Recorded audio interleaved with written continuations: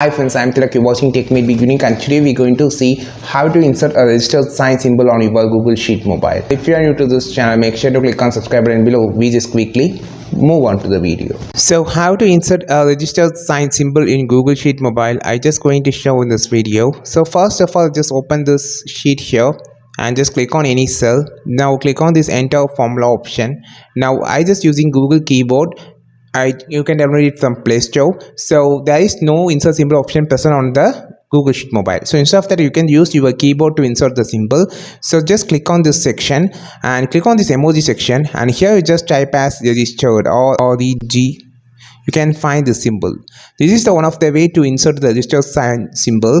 And the second way, you can just click on this number section, click on this equal section again, and you will find a registered sign symbol here also.